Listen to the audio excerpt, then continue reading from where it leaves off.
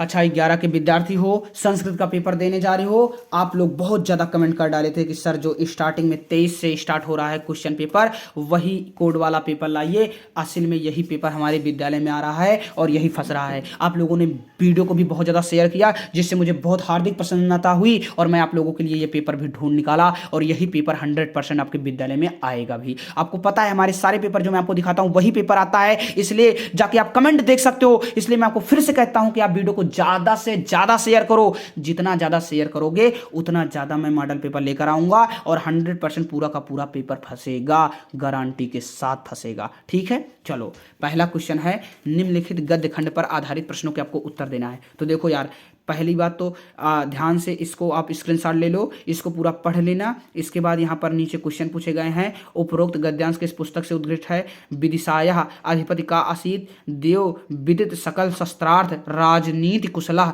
पुराणेतिहास थासु निपुणः सकल भूतल रत्न भूतः वैशंपायनो नाम सुखः रेखांकित अंश का अनुवाद करना है। इसके बाद राजपुत्रों में कौन सी विभक्ति है? समुपसृत का शाब्दिक अर्थ आपको लिखना है। इसके अलावा अथवा करके यहाँ पर एक आया है, इसका भी आप स्क्रीनशॉट ले लीजिए। इसका भी सेम वही क्वेश्चन है कि गद्यांश का अर्थ लिखना है। सबर सेनापति का आसित, ये सब आपको बताना है। इसके बाद फिर से आप वही देख सकते हैं, क्वेश्चन है तत्सयु साल्म लितरोह आधा छायाम उपविशत रेखा के दस का अनुवाद करना है। फिर है भुज युगलेन में कौन सी विभक्ति है? मुहूर्तम इव का शाब्दिक अर्थ लिखना है। निम्नलिखित में से किसी एक पात्र का चरित्र चित्रण आपको लिखना है, चाहे चंद्रपीठ का लिखिए, महाश्वेता का लिखिए, पुंडरीक का लिखिए। इसके बाद अधोलिखित श्वेतों में से किसी एक श्लोक की हिंदी में संदर्भ सहित व्याख्या करना है। स्थिता, फिर है शीतिता मुच्चलिता प्रायातः, ऐसे करके जो भी यहाँ पर है आप स्क्रीनशॉट ले लीजिए। दोनों का, दो यहाँ पर श्लोक आए हैं, दो में से किसी एक का आपको क्या करना है? हिंदी में संदर्भ सहित व्याख्या करना है। और फिर से मैं आपको दोस्तों कहना चाहता हूँ, शेयर करो वीडियो को। जितना ज़्यादा शेयर करोगे मनोबल हाई रहेगा भाई, उतना ज़्यादा मैं मॉडल पेपर लेकर आऊँगा। 100% पेपर फंस जाएगा। अभी और भी विषय मॉडल पेपर लेकर आऊँगा, पूरा का पूरा आपका पेपर, यार तुम टेंशन ना लो, 100% आपका पेपर हल करा दूंगा।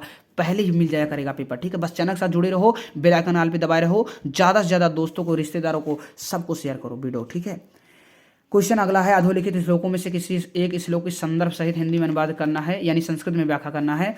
यहाँ पर देख सकते हो आया है, व्रताय तेनानुचरेण धेनु ईश्वरशेषो अनुयायी वर्गा ना चान्यतस्य शरीर रक्षा स्ववीर्य गुप्ता ही मनो प्रसूति। इसके बाद आपको दूसरा श्लोक मिलता है, इसका दोनों में से किसी एक का संस्कृत में व्याख्या करना है।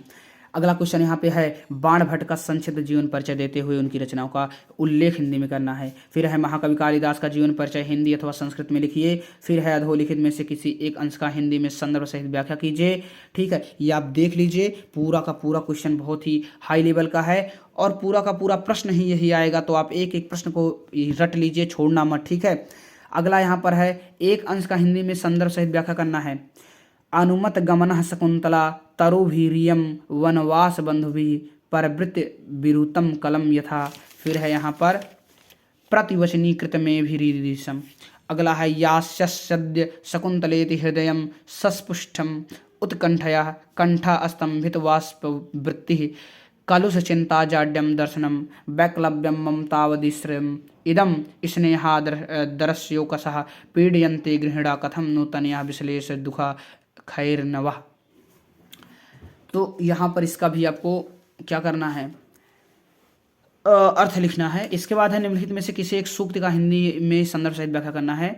कोना मोठ देश, अरे यार जो भी हो दोस्तों देख लेना भाई। देखो संस्कृत बहुत कठिन होता है, थोड़ा थोड़ा कभी कभी कंठ हमारा नहीं फूटता है, अभी उम्र उतनी नहीं हुई है कि कंठ पूरा फूटे, इसलिए आई एम सॉरी। आप लोग पढ़ लीजिए, ठीक है, और इनमें से किसी एक का करना है आपको। ठीक है, अगला है, कालिदास की नाट्य कला की समीक्षा कीजिए। एक दिन के अवकाश हेतु अपने प्रधानाचार्य को संस्कृत में एक प्रार्थना पत्र लिखो।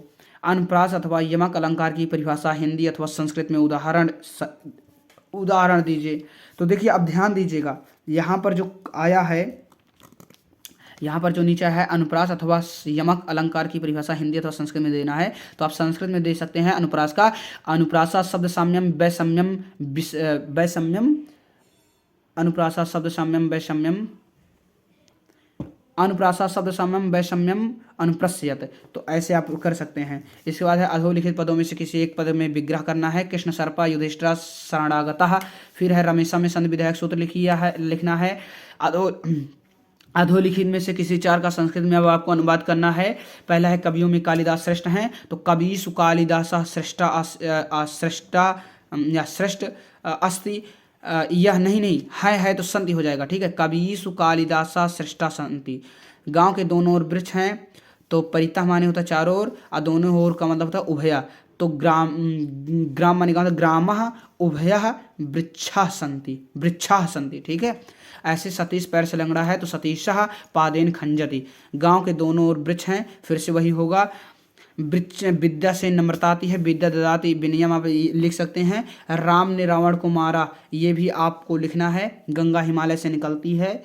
मत्स्य में मति प्रतिपादिक को किस विभक्ति एवं वचन का रूप है, ये आपको बताना है। तिष्ठत क्रियापद का पुरुष एवं वचन लिखना है। इस तरह से आपका जो संस्कृत का पेपर है वो ख़त्म हो जाता है। मैंने पूरा पेपर दिखा दिया कम से कम समय में लेते हुए। आपका कर्तव्य बनता है कि ज़्यादा से ज़्यादा वीडियो को शेयर करो, लाइक करो, सब्सक्राइब करो, जिससे मेरा मनोबल डाउन ना हो और आप लोगों के लिए ऐसे ही पेपर आते रहें। जय हिंद।